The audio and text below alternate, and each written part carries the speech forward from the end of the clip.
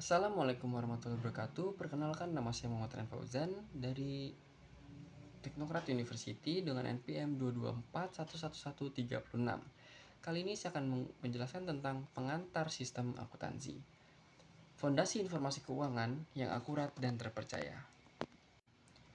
Baik, yang pertama adalah mengapa sistem akuntansi penting. Transparansi keuangan memberikan pandangan jelas tentang posisi keuangan perusahaan kepada stakeholder internal dan eksternal.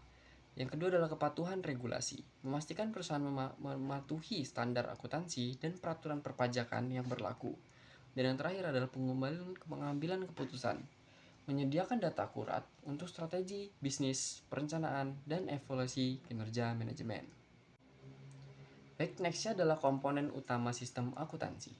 Yang pertama ada buku besar, catatan utama yang mencatat semua transaksi keuangan yang dikategorikan menurut akun yang sesuai dengan struktur organisasi. Yang kedua adalah jurnal umum. Dokumen tempat setiap transaksi dicatat secara kronologis sebelum diposting ke buku besar dengan referensi sumber bukti.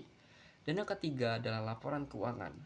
Output akhir yang meliputi neraca, laporan laba rugi, dan arus kas yang mengkomunikasikan kesehatan finansial entitas.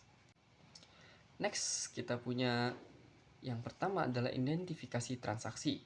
Mengenali dan mengumpulkan semua transaksi bisnis yang akan dicatat dalam sistem. Yang kedua adalah pencatatan jurnal. Memasukkan transaksi ke dalam jurnal menggunakan prinsip debit kredit untuk setiap akun yang terlibat. Yang ketiga adalah posting ke buku besar. Memindahkan data jurnal ke akun-akun buku besar untuk mengorganisir transaksi berdasarkan jenisnya. Yang keempat adalah neraca saldo. Memverifikasi keseimbangan antara total debit dan kredit untuk memastikan tidak ada kesalahan pencatatan. Dan yang kelima adalah penyesuaian. Membuat entry penyesuaian untuk transaksi yang belum dicatat secara lengkap pada akhir periode. Dan yang terakhir adalah laporan keuangan. Menyusun neraca, laporan laba rugi, dan laporan arus kas berdasarkan data yang telah diverifikasi dan disesuaikan. Baik, untuk sesi terakhir kita punya kesimpulan.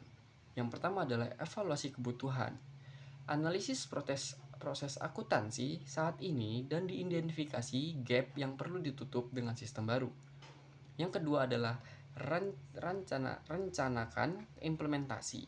Buat roadmap, implementasi, alokasi resource, dan tentukan timeline dengan milestone yang jelas. Dan yang terakhir adalah pelatihan dan adopsi. Lakukan pelatihan komprehensif untuk semua pengguna dan pastikan dukungan berkelanjutan selama transaksi. Baik, sekian dari saya. Wassalamualaikum warahmatullahi wabarakatuh.